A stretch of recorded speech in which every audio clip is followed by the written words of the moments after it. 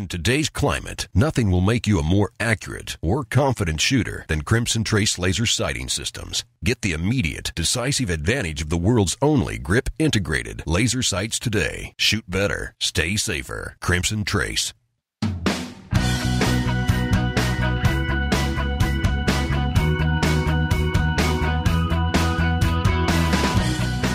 This is Tom Gresham's Gun Talk, broadcasting nationwide.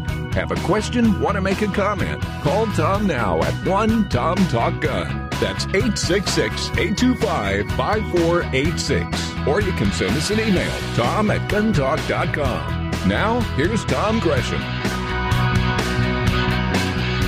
Howdy, howdy, howdy. Glad you could be with us. Tom Gresham here. Yes, it's Gun Talk because we're talking about guns, of course. Well, and ammo and scopes and sights and lasers and holsters and safes and all the stuff that comes with guns. Because once you get into it, there's no end. We've got you there. You're going to keep buying stuff and getting cool things and talking about them and showing them. It's part of the fun of the whole thing.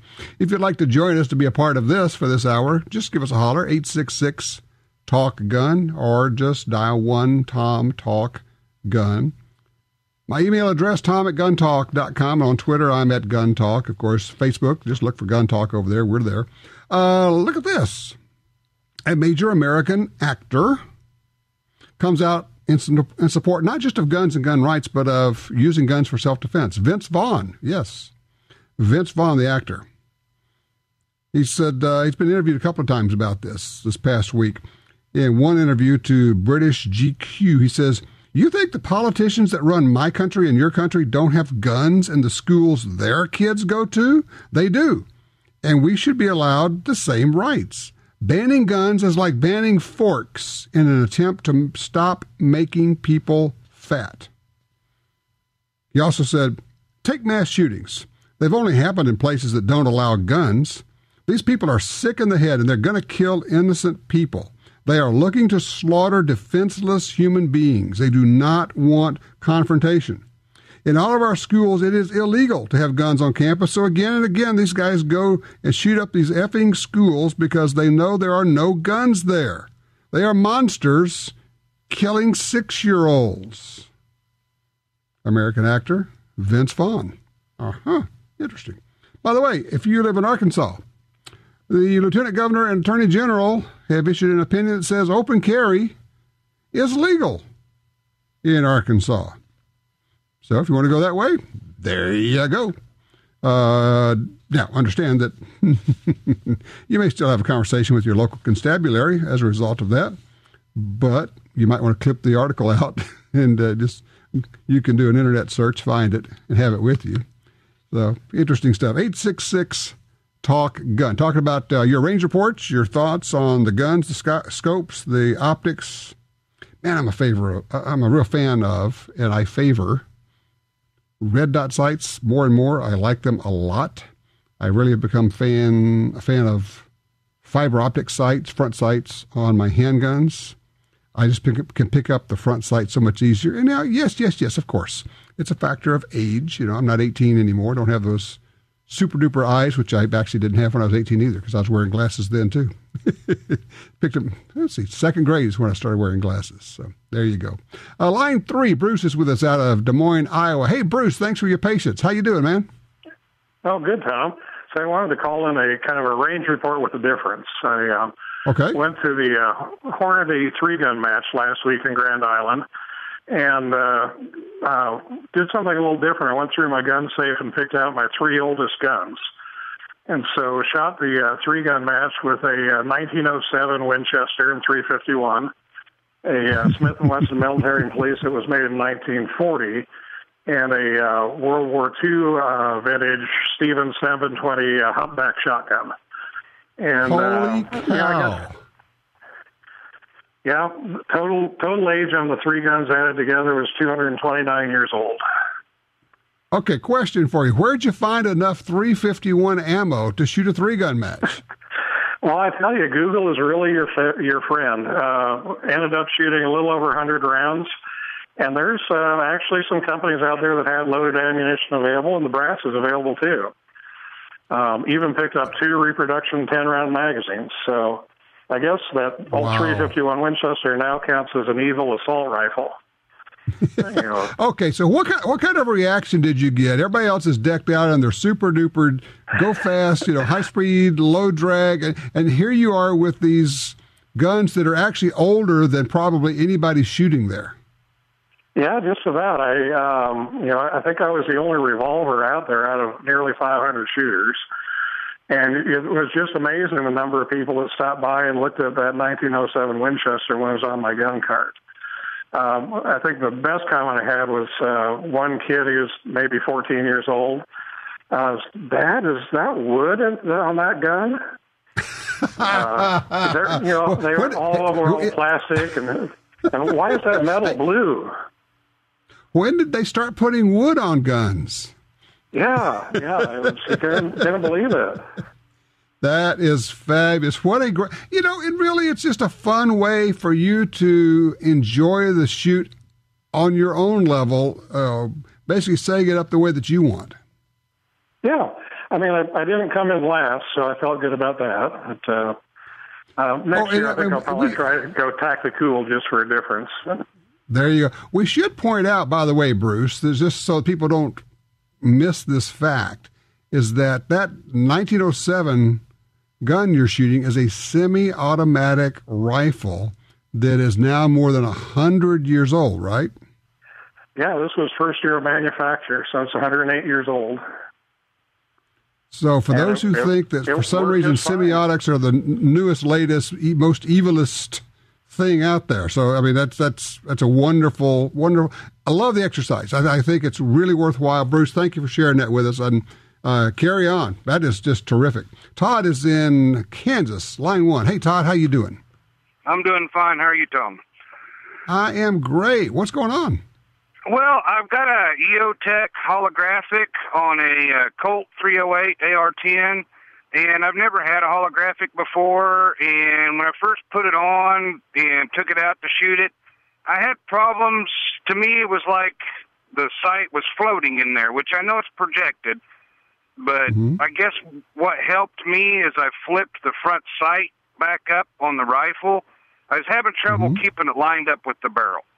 Is there any way I can train myself to do that without having to have that front sight flipped up and be in the way?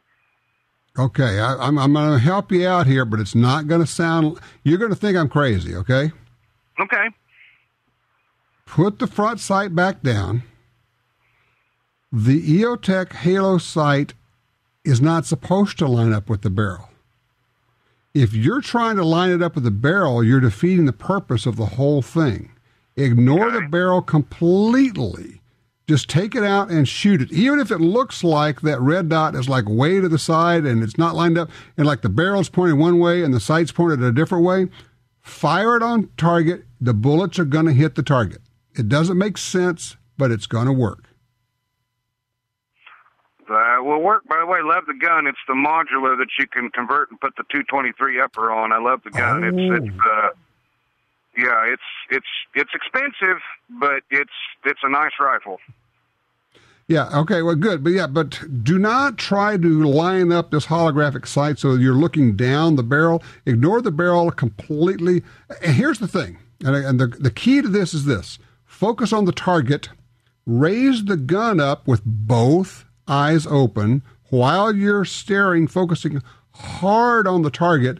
Let the EOTech Halo holographic sight but get in the middle of. It's basically let it come up into your sight and then just shoot when it's on the target, regardless of where it looks like the barrel is pointing. I know it sounds weird. It's a matter of faith.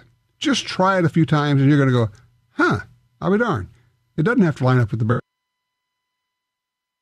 Thank you, Tom. Line 2. All right, appreciate that. Tony's on line 2 for calling from Louisiana. Hey, Tony, how are you? Hey, Tony, good afternoon. Hey, Tom, good afternoon. I have a question for you. I need to know whether I'm frustrated and I should not do anything or take some advice from you. So I go to Sherborne, and they put some range baffles in order to prevent guys from ostensibly shooting over the impact berm Apparently they had a problem last year, and they did it about a year ago. And it's frustrating because there's metal now in front of the firing point. You have to sit down. You can't stand up and shoot offhand. These large pieces of timber, I think it's more dangerous than the odd opportunity of shooting over the impact. So I don't know if you know anything about it, and what's your advice for me there? Now, are the baffles they're above you, right? So you're shooting underneath this line of baffles. Is that correct? Yeah, the baffles extend from the roof all the way down to about 5.5 foot from the ground. They're large timbers, and in order to hold the baffles, they put these metal, galvanized steel piping like 6 to 10 foot in front of the firing points. I think it's just crazy. The lawyers are getting hold of everything here. Well, and I know what they're doing. They're going to make sure that no bullets are going to leave the range. And in their position, I get that. I understand. The other thing it does is it makes it really, really loud when you've got these baffles out there in front of you. Here's the deal. There's nothing you can do about it. You're going to have to shoot sitting down. And when you want to practice shooting from a standing position, you're simply going to have to go somewhere else because that's the way the range is set up. And I think we're going to find that more and more in various places as the people who are setting up the ranges are going to, look, they want to make sure that no bullets leave the range. I understand that. If you have your private range and you can control who's shooting there, then maybe you don't need to do that. But on a public range where you don't know who's going to show up, I get it. And yeah, I don't like them, but I understand why they're doing it. Thanks, Tony. I appreciate that. 866-TALK-GUN. This is Gun Talk.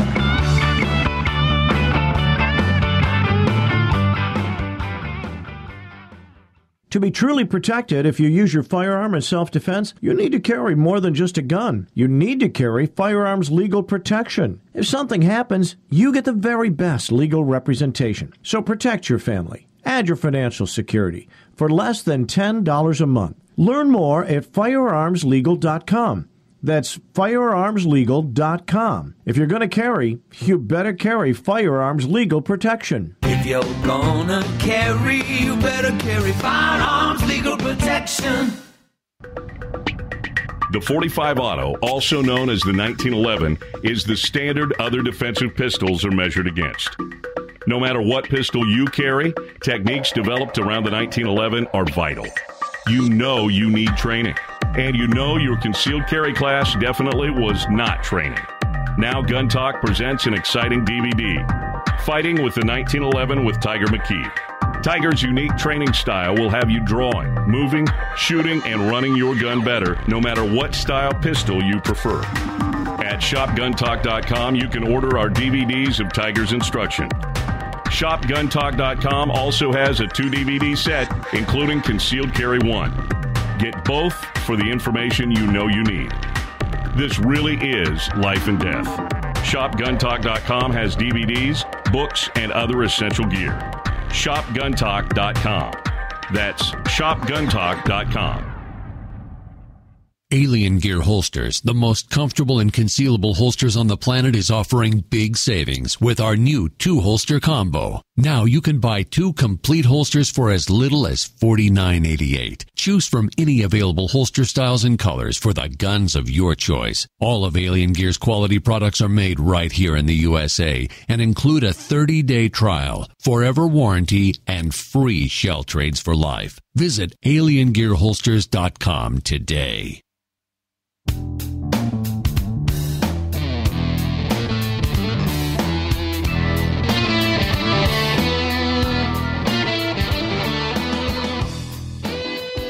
Hello, Tom Gresham here. We are back. 866-TALK-GUN gets you in here. 866-825-5486. Eric's called us from Fresno, line 4. Hey, Eric, how are you? I'm doing real good. Good. How can we help you? I was calling about the gun safe. I have a full-size gun safe. No kids in the family, and no kids coming over. But whenever I leave the house, I lock all my guns up in the safe. But when I'm home, I do keep my firearm with me at all times. Okay. Let me ask you, when you say you keep it with you at all times, do you have it just sitting next to you? Do you actually wear it on a holster? What do you do? I wear it on a holster. Okay. Well, that's very similar to what I do. I'm almost always wearing a gun when I'm at home. It's pretty rare when honestly, I put on a gun when I wake up in the morning, when I put on my clothes, and then when I take my clothes off at the end of the day, I take off my gun and I wear my gun for however long a period that time that is, but that's how long I have it on. Yeah, I've been carrying concealed probably about 22 years now. So I feel pretty safe with being able to lock them up when I leave the house. So. Okay. Let me ask you, being able to leave your guns in a safe, for me, do you get the same feeling I do where it just makes you feel better, where you know at least it'll be more difficult if somebody breaks into the house? It's some kind of a punk who's looking for some drug money, and they're in it for a fast score. They're going to grab something and leave. And if it's harder for them to get into a safe, they're probably just going to leave it alone. Yeah, that's right. Yeah, I figure if I keep that safe locked up, someone breaks in, I know they're not getting into that safe. There you go. Look, I appreciate the call, sir. That is exactly the same way I feel. By the way, we had Dan called in a little while ago. He's asking, he said, I mentioned that on a semi-automatic handgun, I never drop the slide by pressing down on the slide lock lever. And he said, why is that? Well, I explained it a little bit, but let me go over that in just a little bit more detail. Here's the way I drop the slide on a semi-auto. I shoot right-handed. I'm holding the gun in my right hand. I have my right index finger extended straight out along the side of the gun, not over the trigger guard, but along the slide. With my left hand, follow along here, I extend it over the top of the gun, palm down. My left thumb is pointing back at my right shoulder, and then I wrap my left hand over the top of the slide, and with one motion, I push forward with my right hand and rip backwards with my left hand. And when the slide goes all the way back and hits the stop, I just let go with my hand, and my hand keeps flying back to where my left hand actually will sometimes hit my shoulder. I'm ripping it that hard. And then you let go of the slide, and the spring flies forward.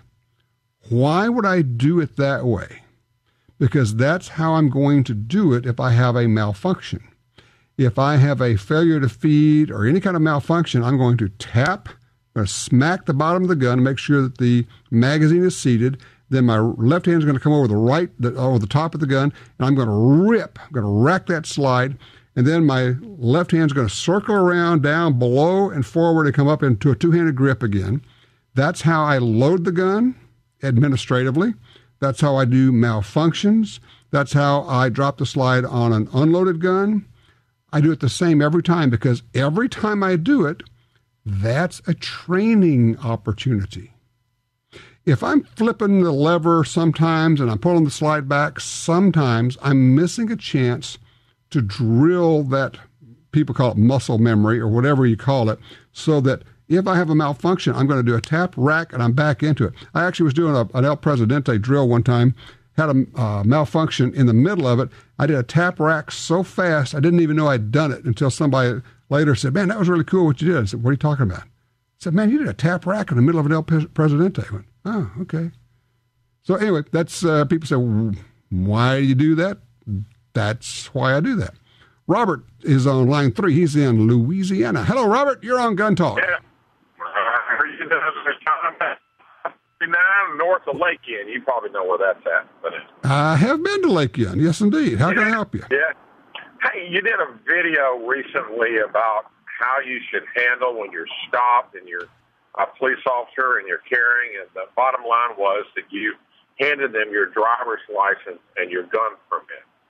Now, you know in Louisiana we're legal to carry our guns in the car. What if you don't have a permit or you don't have your permit on you, but you legally got your gun in the car? How would you handle that?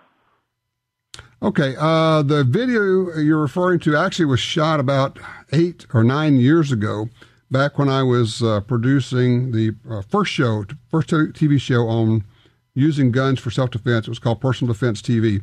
It was with Masada Ayub. If you're required to notify the officer, I would notify him. I'd say, officer, I have a firearm on, or I have a permit to carry a gun, and here's my permit, and yes, I am carrying today.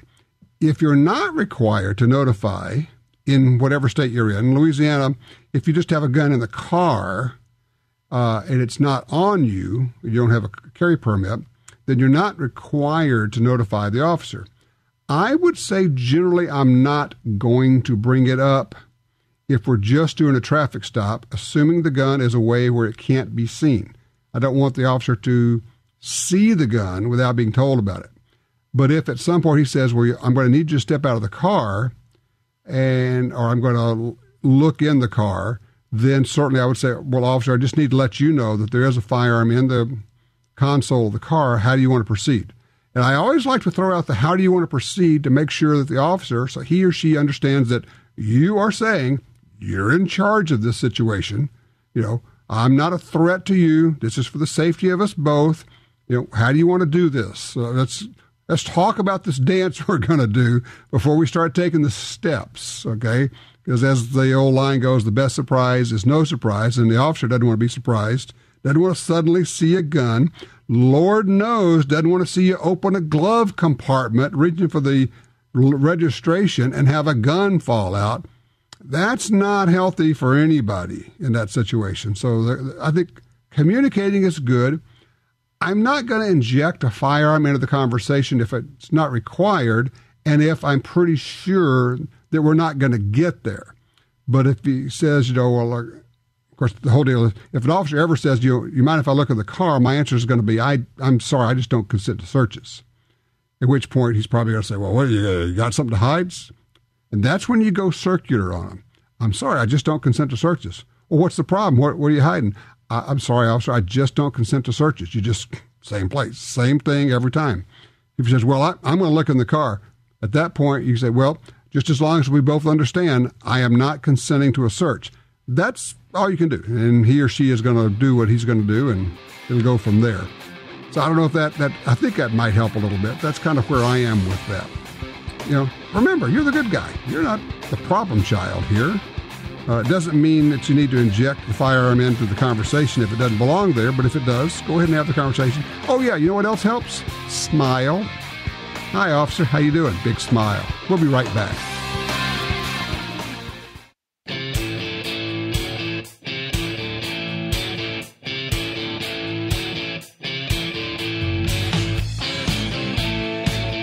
Covering all aspects of gun ownership every week on this fine radio station. You're listening to Gun Talk with Tom Gresham. All right, back with you. 866-TALK-GUN gets you in here. Folks are calling in, but we do have room for you if you'd like to join the conversation, add something to it, or say, you guys are full of it. That's okay. We'll give you the floor. If you really don't like guns, seriously, I'm not kidding. I'll give you the floor. I'll get out of your way. You can rant. For a while. Might not indefinitely, but you can have the floor for a minute. 866-TALK-GUN. Ed is on line 4 out of Spokane, Washington. Hello, Ed. Hey, Tom. How you doing today? I am good. So I wanted to give a range report from a long-range pistol shoot we had last weekend. This is an annual event we have every year. It's a fundraiser for the NRA. We had about 50 shooters and a whole lot of fun. So how far are you shooting? Well, anywhere from 140 to 200 yards this year. And do people bring their own guns? Bring their own guns. As long as it's got less than a 10-inch barrel and iron sights, they're good to go. What kind of targets you shooting? Steel plates. Anything from about 12 by 18 up to 30 by 30. 200 yards is pretty far. That's pretty far with most pistols. How do people do with those? They love it. They find it very instructive when they start ringing steel at that distance. And a lot of people would tell you, and you know the drill, you've heard it. People say, well, you can't hit anything at that distance with a handgun, right? Well, yeah, you can. That's what they tell you. But that's what they tell you when you get on the line, and then they start ringing steel, and it's a whole other story. This is a little commemorative shoot we have in memory of Elmer Keith, who's kind of the father of long-range pistol shooting. That is terrific. What a great, great event. Yeah, Elmer, of course, famous for the famous or infamous 600-yard shot with his .44 Magnum. Whether it was 500 or 600, I don't care. It's still impressive. But he was that good a shot, too, which is the other side of that thing. I appreciate that call. I knew Elmer just slightly. He was really before my time, but he was a good friend of my father's, and they hunted together. Dad said the man could just flat shoot. I mean, after a while, he said, frankly, if Elmer says he did it with a gun, I believe he did it. And my dad was a really good shot. So when he said somebody else was a good shot, it was worth listening to. Rick's with us on one out of Conway, Arkansas. Hello, Rick. How are you? I'm doing good. And yourself, sir? Good. What you looking at here? Well, I've got a 50 BMG, and I'm having a hard time finding any hunting ammo.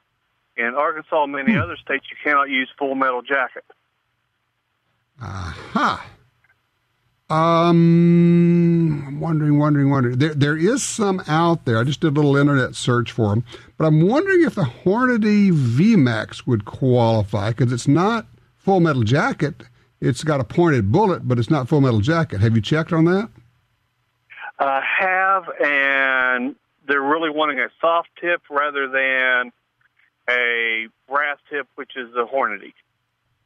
Yeah, and of course, you really do need an expanding bullet, because with the 50 BMG with only 13,000 foot-pounds of energy wouldn't possibly be enough to knock over a 125-pound deer. Oh, of course not. Lord.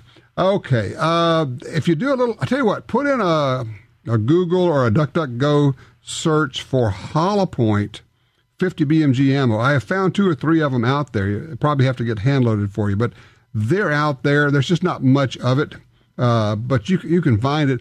All right, the obvious question that I'm going to ask you, because everybody else is thinking it, why? Why are you hunting with a 50 BMG? What are you hunting with a 50 BMG? I like to take it out, do elk, moose hunting, and that kind of stuff. And the answer is, why not? It's fun. I like the gun, right? Exactly. And a buddy might ask me why I got it. I said, it's fun to squirrel hunt with. You're my kind of guy. I just love it. Well, I think if you poke around a little bit, do some web searching, you'll find that ammo for you. It'll work for you. I appreciate the call. Yeah, 50 BMG, that'll work. It's all about having fun, isn't it? I mean, ultimately, that's really what it's about. So, tell you what, here's what we're going to do. I'm just looking at our clock here. We got Brian and Rustin. You guys don't go anywhere. We're going to get to you. I do want to get to Tom. Don't go anywhere. I want to take that call. We're going to talk about insurance. If you carry a gun for self-protection, do you have insurance? Should you have insurance? What works best? We'll talk about that. Our number, 866-TALK-GUN. Be right back.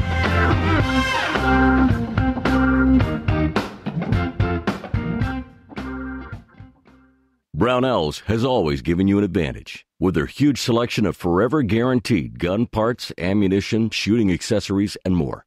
And now, they're offering you the Edge. For just $49.95, Brownells Edge covers your standard shipping and any return shipping cost for 1 year. Brownells Edge members also receive discount expedited shipping and exclusive offers. Get the Edge today by visiting brownells.com/edge.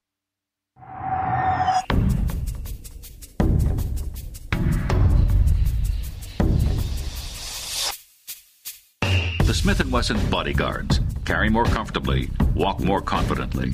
When it comes to personal protection, nothing beats a Bodyguard. Choose the lightweight, compact, and concealable Bodyguard 380 pistol or the Bodyguard 38 revolver, both with a built-in laser sight. The Smith & Wesson Bodyguards. Carry more comfortably, walk more confidently.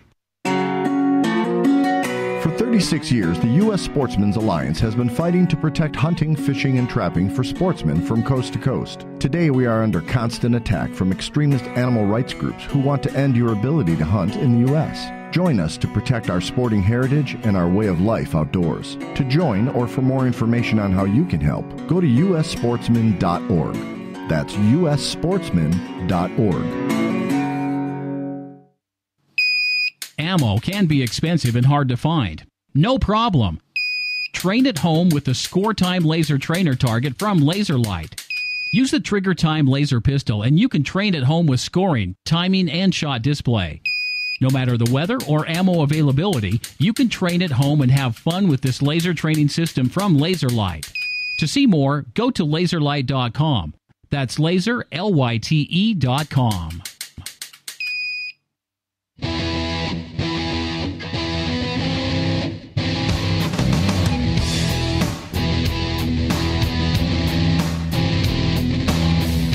During the break here, we're shopping for cannons online.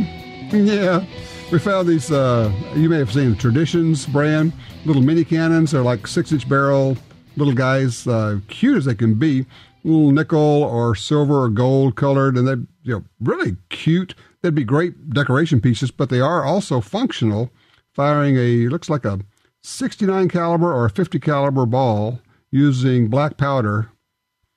Yes, of course it's goofy. Yes, that's useless. That makes it even more interesting to us because we're gun geeks. People, what would you use that for? I don't know. You're not really understanding the whole point of this thing. It's not about what are we going to use it for. It's just, is it fun? Is it cool? So there you go. Line 3, Brian's with us out of Huntsville, Alabama. Brian, safes, talk to me.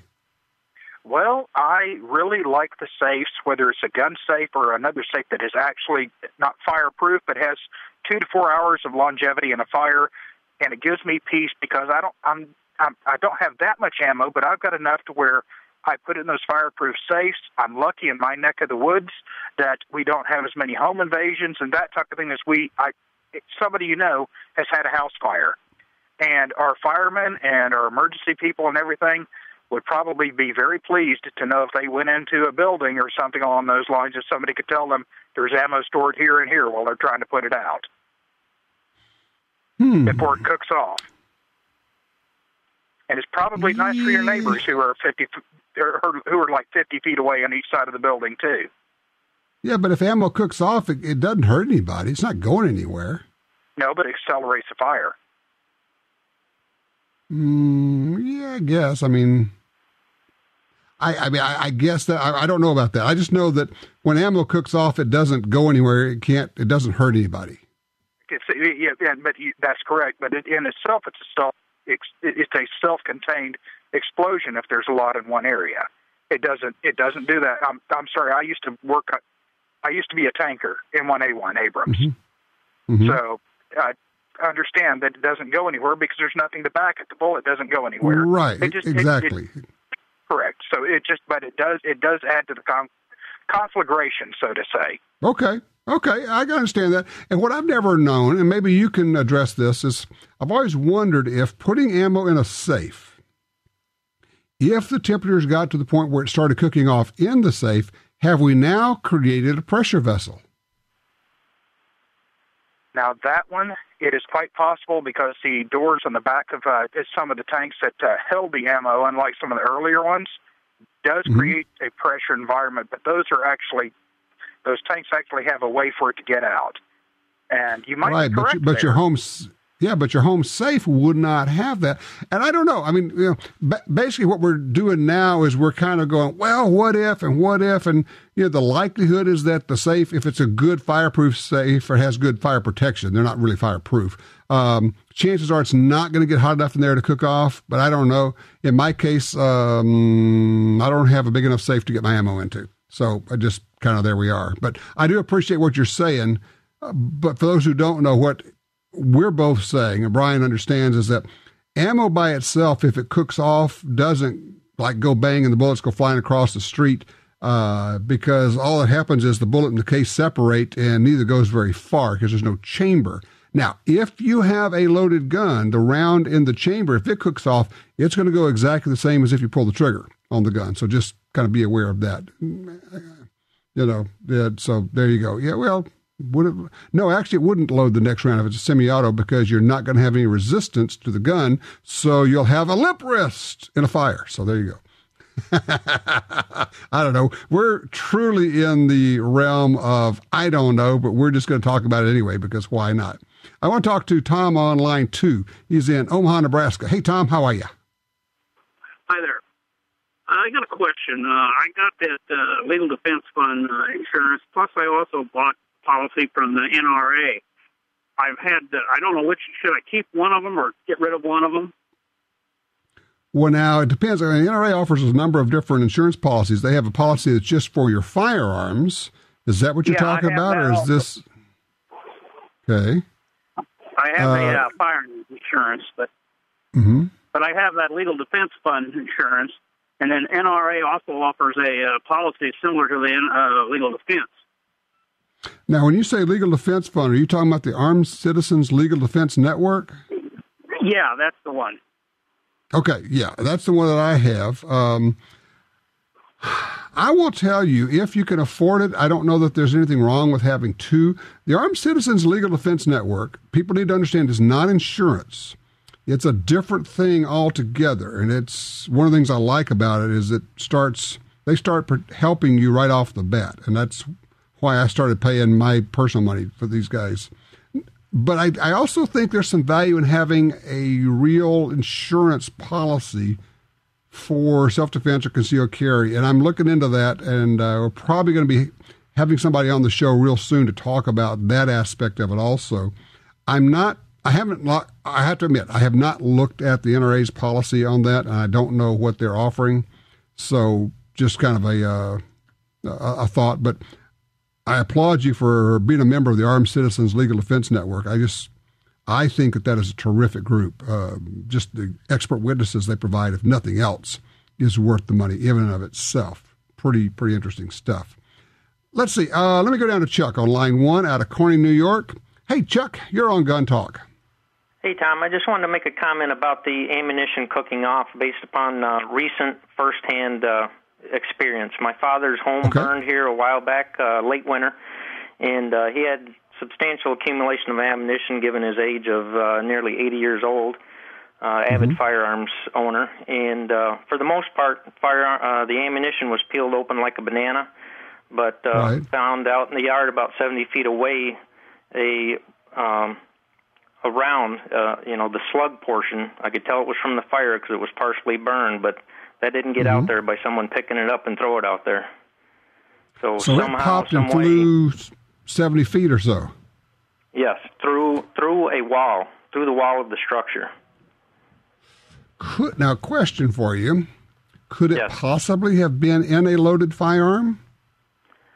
I don't believe so. My father did not have a habit of keeping loaded firearms laying around. Okay. Now, could you kind of get... Go ahead. Now, I was wondering, could you figure out what caliber it was by any chance? I want to say it was like a .40 caliber based upon the size and what I knew about the various ammunition he had there. Right. Okay. Okay. Well, you know what we're going to have to do? Clearly, we're going to have to find us an expert on this, somebody who's actually done some experimentation or testing, and probably there are folks out there. So I'm going to start poking around. In fact, if anybody has a suggestion of where to go for somebody who might know what really and truly happens. I know the Mythbusters did that. Yeah, you'll excuse me if I don't consider those guys experts and scientific researchers. Entertaining TV, certainly. Lots of fun, certainly. Yeah, okay. Enough on that one. So, but we'll see what we can find. We had a fire at home many years ago. Had, let's see, a car, 2 boats, and lots of ammo in it. The biggest explosions were from the 6-gallon gas cans in the boats, outboard motors. Those go up with a big old bang, I'm here to tell you. So, fortunately, it was not attached to the house. It was a little bit separated. It sure barbecued the side of the house, blistered the paint and all, but we were fortunate in that respect. Interesting deal. So, yeah, if you know anybody that would be a good source for that, by all means, let me know. You can shoot me an email, tom@guntalk.com. I would like to run this down because it's one we talk about all the time, and I'm thinking maybe we don't really know as much about this as we should.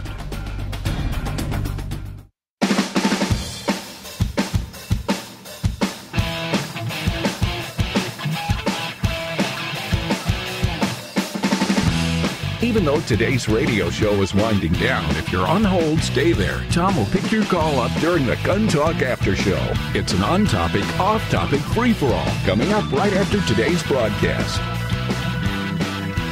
Oh, heavens, yes. The after show is coming up. You really do want to be a part of that. Give us a call right now.